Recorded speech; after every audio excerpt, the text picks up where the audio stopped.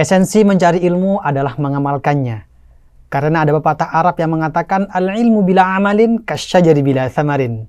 Ilmu yang tidak diamalkan bagaikan pohon yang tidak berbuah. Assalamualaikum warahmatullahi wabarakatuh. Halo pemirsa, selamat datang di podcast LP2M Spotlight bersama saya Abu Yazid Al-Bustami yang insya Allah akan memandu podcast pada kesempatan kali ini.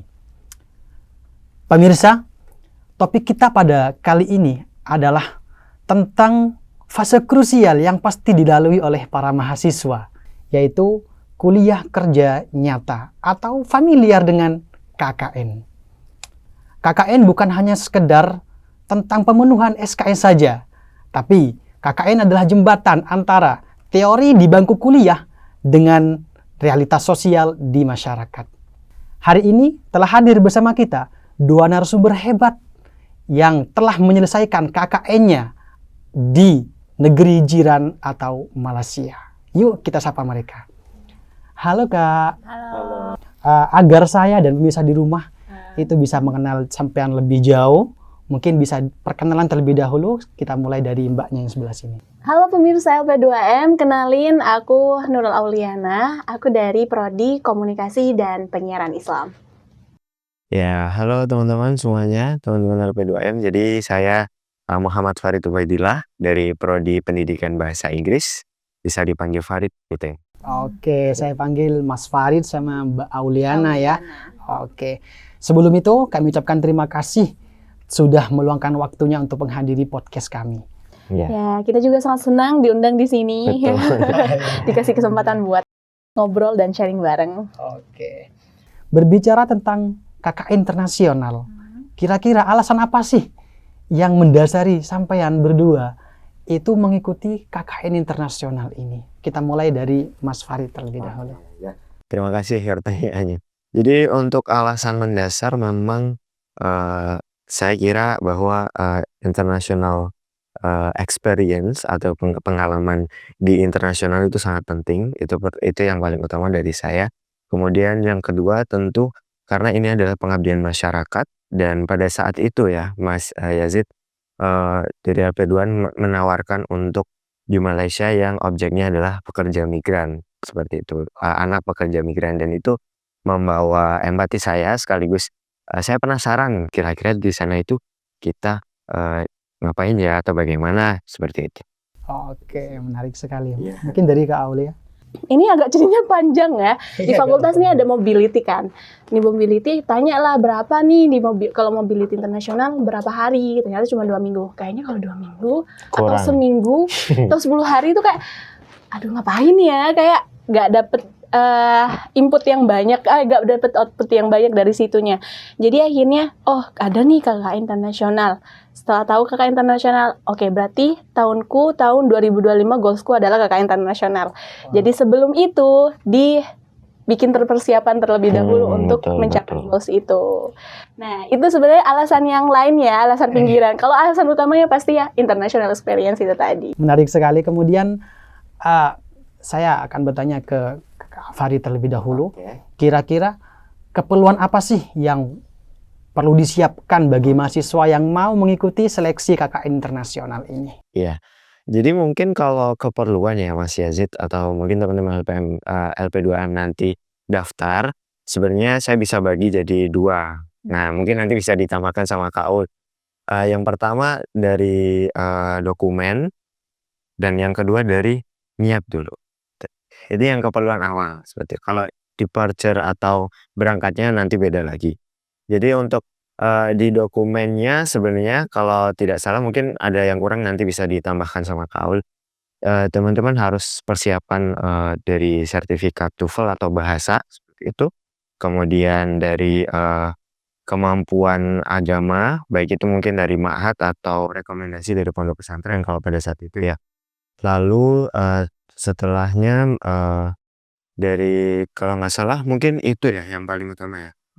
Nah, untuk yang niat ini ya ini yang paling mendasar harusnya, karena proses pendaftarannya itu lumayan panjang ya, betul, dari seleksi dokumen, kemudian nanti teman-teman juga akan Ada interview. ada interview, dan itu kemarin interviewnya terbagi jadi 2 hari karena kurang lebih ada 100 berapa ya kalau lihat? Banyak. Ya banyak kok. Iya, udah 100 plus.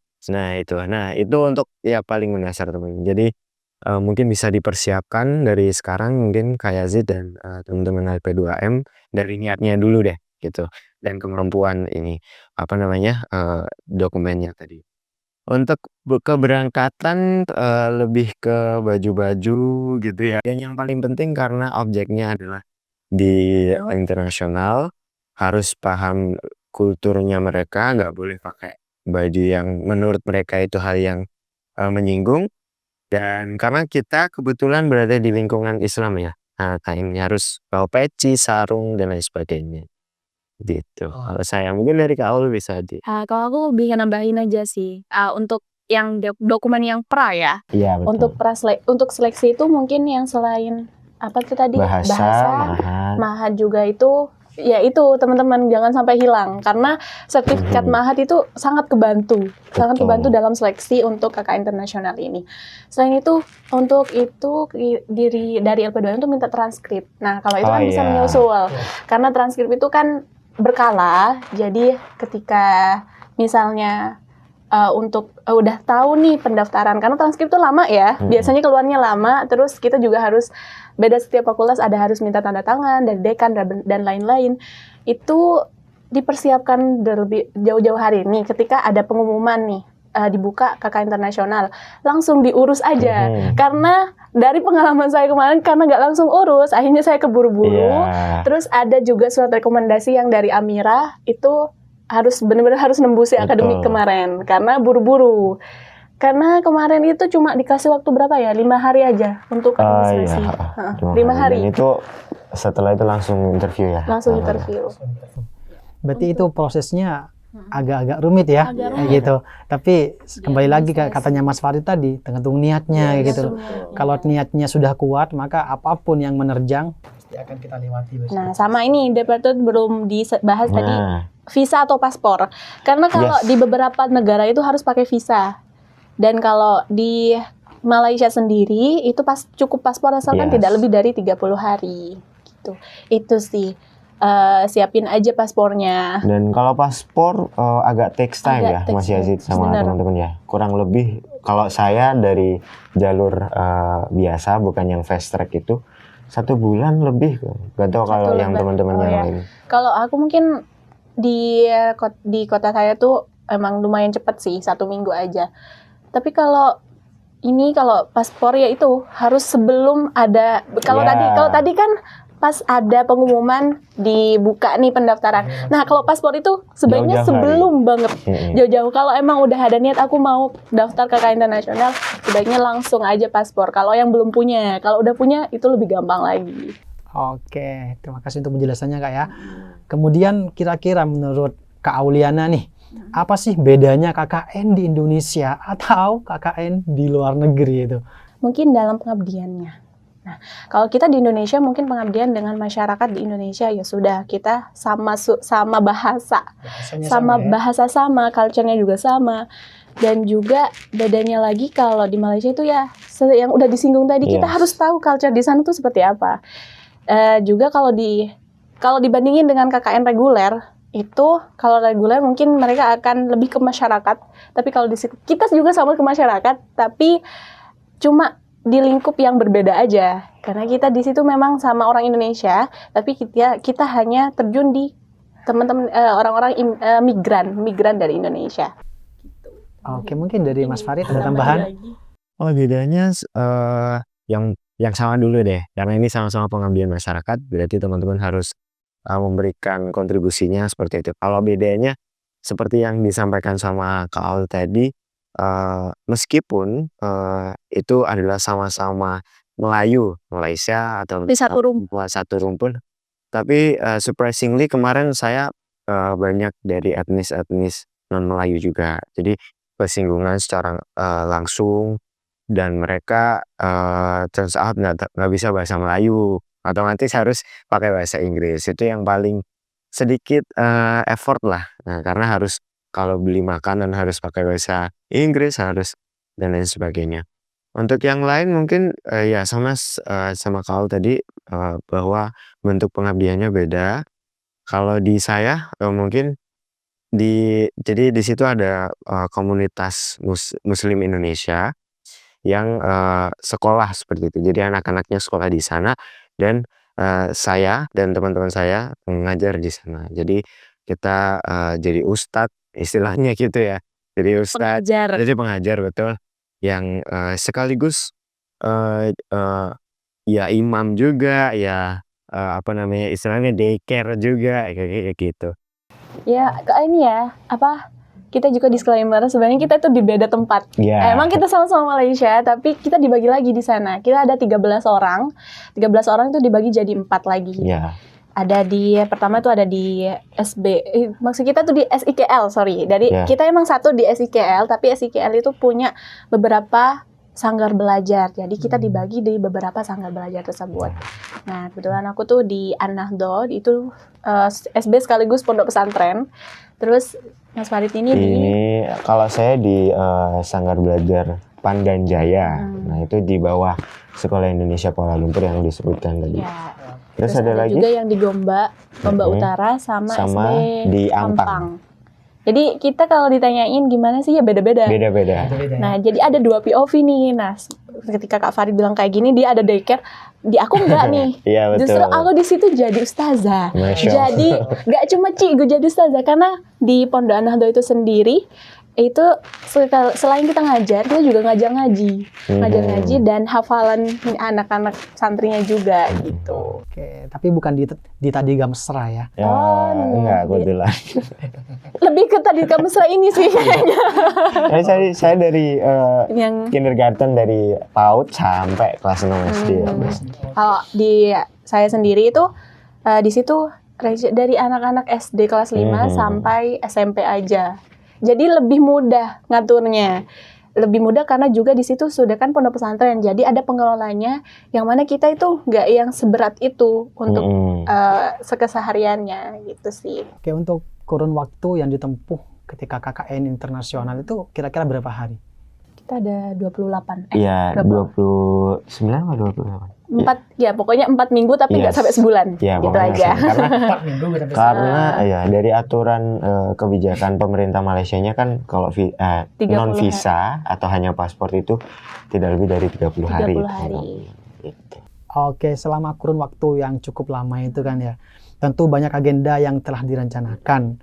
Kira-kira proker apa yang telah Anda atau kelompok jenengan itu kerjakan di Malaysia? Mulai dari Kak Farid terlebih dahulu. Oke. Kalau dari saya itu karena objek atau komunitasnya itu sudah tentu bahwa itu adalah pelajar ya, Mas Yazid ya. Jadi saya dan teman saya laki-laki, jadi di sana 2 orang aja, teman saya laki-laki dan saya laki-laki. Di sana kita mencari tahu kira-kira yang dibutuhkan oleh sekolah tersebut itu apa gitu. Itu yang paling pertama. Terus yang kedua, kami juga memberikan mungkin bisa dibilang sebagai rekreasi lah untuk teman-teman, entah itu jalan-jalan ke taman atau permainan, games, refreshing, outbound dan lain sebagainya. Nah, untuk yang dibutuhkan sekolah tadi itu tergantung dari besok mungkin teman-teman dapatnya sekolah di mana atau bagaimana. Kalau kebetulan di sanggar bimbingan saya, mereka cenderung tidak punya kemampuan tentang literasi numerasi yang sebanding dengan teman-teman kita yang di Indonesia seperti itu. Terus keresahan yang kedua, di sana mereka itu tingkat bullyingnya tinggi. Ya, karena mohon maaf mereka latar belakangnya dari keluarga yang sedikit banyak mungkin tidak utuh atau mungkin perbedaan etnis atau karena mix culture tersebut. Dan banyak juga yang broken home atau sangat pekerja keras sekali ibunya. Nah, itu yang membuat mereka sedikit tidak punya fundamental emosional yang bagus gitu. Maka di situ saya diskusi lah dengan teman saya Fauzan, gimana kalau kita bikin edukasi tentang bullying dan sekaligus kekerasan seksual gitu Jadi kita di sana mengedukasi, memberikan banyak sekali games, aktivitas, kemudian video dan lain sebagainya. Pokoknya yang menunjang edukasi tersebut. Dan ada satu produk buku namanya, buku handbook, hand art book gitu. Jadi mereka bisa mengerjakan banyak sekali aktivitas di sana sekaligus membangun edukasi tentang kekerasan seksual dan bullying. Nah, itu kalau saya. Mungkin kalau dari Kak Auliana kan pastinya beda Iya, tempat beda ya. tempat. Karena Satu beda tempat. negara tapi beda tempat seperti itu. Mm-mm. Mungkin dari Kak Auliana seperti apa? Kalau aku sih, sebenarnya kalau dari kampus sendiri kita itu udah iya. diberikan program ya, Mm-mm. yaitu programnya adalah nasionalisme. Iya betul. Nah, karena kan di sana bersama migran dari Indonesia yang mana mereka udah hidup di sana, tapi mereka tetap dengan nama Indonesia. Ya. Jadi kita itu Lahirnya di sana ya, lahirnya Kak di Aulia? lahirnya ada yang lahirnya di sana, Yes. ada yang lahirnya di sini tapi dibawa ke sana sama orang tuanya gitu. Kadang gitu, ada yang gitu migran karena migran kan itu tadi migran. Nah, itu untuk nasionalisme sendiri karena emang itu adalah tuntutan dari kampus ya. Kita itu di An-Nahdlatul bikin namanya demo batik celup karena bertepatan dengan Hari Batik Nasional di Indonesia ya. Kita ngikut Indonesia karena di sana itu semuanya orang Indonesia, rata itu semua orang Indonesia. Jadi kita ngikutnya tanggal-tanggal di Indonesia. Sekaligus SB dan SIKL kan emang milik Indonesia. Yes, jadi ngikut betul. dari Indonesia juga. Nah, Hari Batik itu kita bikin yang namanya demo batik celup. Kita di situ praktek bikin batik dan itu sangat disenangi. Ternyata mereka lebih suka untuk praktek justru Betul. daripada belajar yang harus kayak gini benar-benar harus sesuai dengan buku enggak. Karena mereka lebih suka yang kayak gitu tadi. Belajar sambil bermain, ya kan? Yes. Ya, belajar sambil bermain. Nah, itu. Kalau di tempatnya Kak Auliana ini kan mayoritas orang Indonesia ya. Iya. Untuk bahasa yang dipakai sehari-hari itu bahasa Malaysia atau bahasa Indonesia? Bahasanya sih kita pakai bahasa Indonesia sebenarnya. Iya, kita sendiri pakai bahasa Indonesia. Pernah suatu ketika kita tuh nyoba pakai bahasa Melayu ngomong sama mereka. Mereka ngomong apa? Gak usah Kak, kita itu paham bahasa Indonesia. Jadi kakak tuh pakai bahasa Indonesia aja biar nggak susah-susah. Akhirnya kita ngomongnya bahasa Indonesia. Kalau dari Kak Aun mungkin agak beda ya di saya di Mas Yazid dan teman-teman. Jadi kalau di saya itu karena dia adalah orang-orang yang kebetulan keluarganya juga bekerja di sana lama banget, mungkin sama sih. Lebih Tapi macam-macam. tapi di sana kan kebanyakan bocil, bocil itu otomatis mengikuti bahasa dari lingkungan rumah mereka. Nah jadi jangan kaget teman-teman di sana mungkin kok dia bahasanya Melayu tapi pas pelajaran kita bahasanya Indonesia. Jadi beda aja di situ. Ya. Nah, itu kan masih di nasionalisme ya. Nah, kalau yang selain nasionalisme itu kita ada 5 nih. Wow. Kebetulan lumayan banyak nih.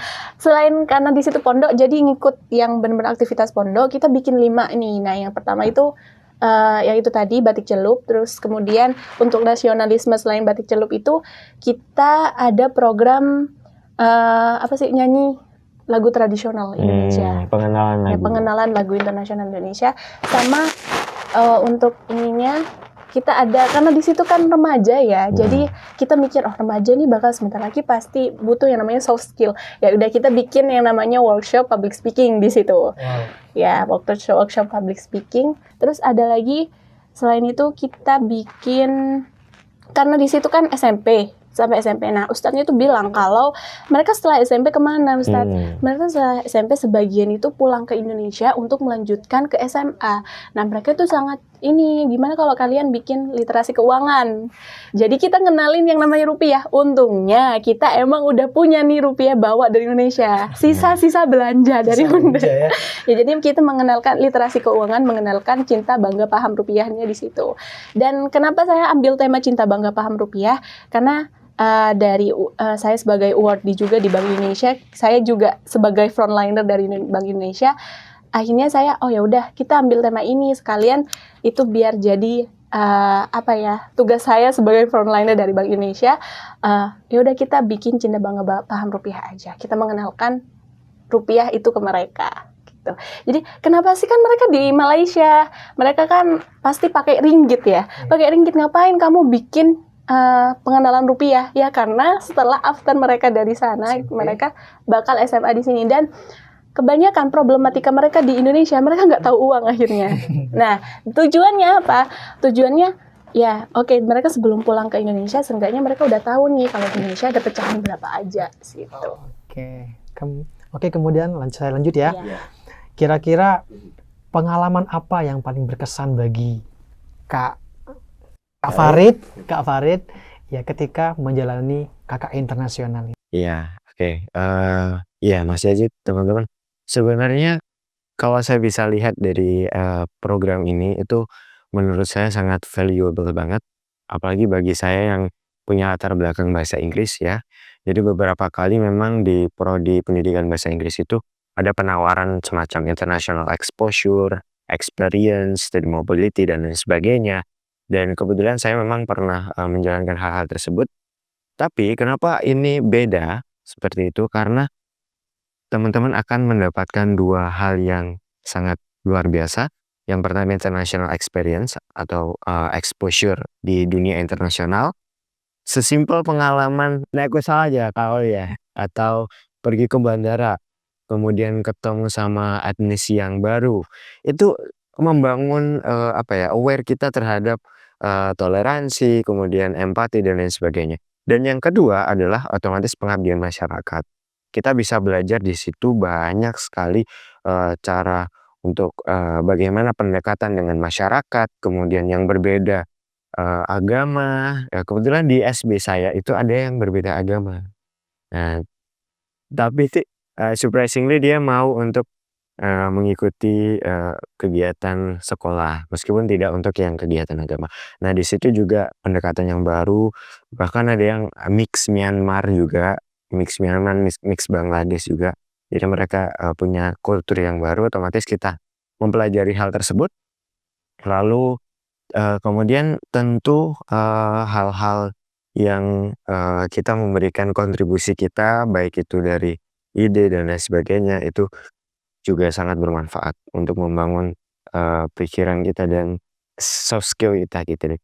Mungkin dari Kak Auliana, apa sih pengalaman yang paling menarik yang sampean dapat ketika menjalani KKN internasional ini? Kalau dari pengalaman yang untuk valuable kayak yang dibilang tadi, itu ya hampir sama yang dijelasin. Cuma di sini aku akan singgung pengalaman pribadi aja kali ya.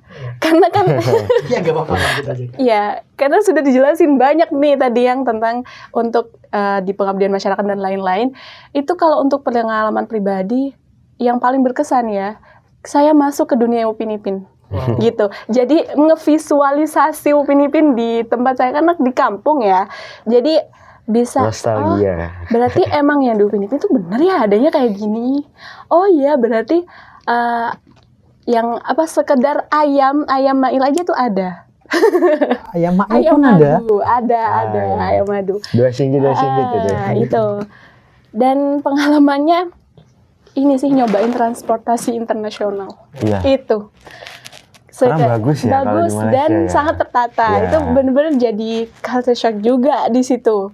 Kalau ngomong culture shock-nya apa? Ya itu salah satunya.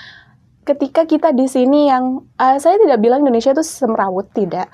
Tetapi di sana lebih rapi. Betul. Lebih rapi, lebih tertata, dan tidak ada yang namanya crowded. Nah, kita yang biasanya tuh nyablak ya di sini, nyablak banget orangnya, kayak di sana tuh benar-benar karena di kota itu sangat individualis banget. Kita kalau di sana nggak boleh rame-rame, nggak boleh jadi pusat perhatian itu. Karena mungkin karena kebiasaan di sini bersama teman-teman tuh nyablak di jalan itu kayak bercanda-bercanda, di sana tidak bisa. Sesimpel ketawa. Nyaring aja sebaiknya jangan gitu. Karena kita itu di lingkungan Islami, jadi kita dipandang oleh masyarakat atau orang-orang di sana itu sebagai tokoh agama gitu. Keren banget tantangannya itu loh. Sangat besar banget ya. Karena culture-nya juga beda ya antara Indonesia juga Malaysia. Satu lagi tantangan yang tadi udah jelasin, kadang kita kalau ngomong itu orangnya nggak bisa bahasa Melayu, kita nggak bisa kadang dianya nggak bisa bahasa Inggris, kita mau pakai bahasa Inggris pun dianya nggak bisa pakai bahasa Inggris. Jadi itu kita pernah ada di warung kopi. Kalau di sini mungkin warung kopi ya. Kedai. Nah, orangnya itu Chinese dan dia nggak bisa bahasa Melayu, kita pakai bahasa Inggris, mereka nggak ngerti. Gitu. ujungnya nggak beli. Karena di sana Nggak beli karena nggak ada yang paham. Sedangkan kita nggak tahu. Oh Chinese, kita takut haram atau halalnya itu menjaga itu. Jadi ya udah nggak usah gitu. 3 etnis itu ya Mas 3 Yazid etnis ya. di sana. Ada Melayu, kemudian dari India dan Chinese itu sih. Kalau dalam serial Upin Ipin itu ada Angke Mutu, Mei Mei, dan juga ada Upin Ipin ya. Iya benar. Itu dia yang aku bilang ngevisualisasi Betul. Upin Ipinnya gitu. Oke. Sangat seru sekali ya untuk berbincang dengan jenengan berdua ini. Tapi mungkin saya akhiri aja terlebih dahulu ya. Waduh masih seru loh. Masih seru kan ya? Iya.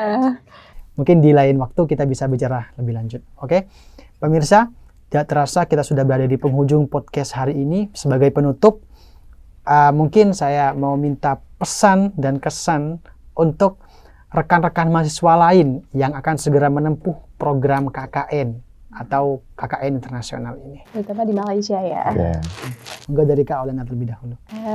Kalau untuk tipsnya, seperti yang di awal tadi, tipsnya segera jangan kerjakan apapun itu terburu-buru, itu aja.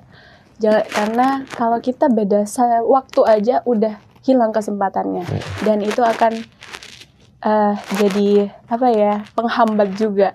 Karena kesempatan itu dikejar, dicari, dikunjungi. Jangan menantikan kesempatan itu dan making hope happen. Oke, terima kasih. Kemudian dari Mas Farid. Oke, mirip sih sama Pak Oz semua. Yang mungkin pesan saya dari sekarang ya teman-teman, mulai. Nah itu, mulai dari persiapan niat, mulai dari persiapan dokumen paling awal yaitu paspor itu tadi, dan yang paling penting adalah teman-teman harus adaptif pada saat KKN seperti itu. Karena sikap adaptif tersebut sangat banget dibutuhkan karena kita sebagai orang luar yang datang ke tempat yang baru. Maka itu menjadi hal yang sangat krusial untuk teman-teman. Dan yang balik ke tadi, mulai, karena something good start with a start. Oke, terima kasih Mas Farid dan juga Mbak Auliana. Sebuah refleksi pengalaman yang sangat mendalam ya pemirsa. Kemudian pemirsa dimanapun Anda berada, pengabdian sejati bukan tentang seberapa banyak kita memberi, tapi seberapa besar kebermanfaatan yang kita tanamkan di hati masyarakat.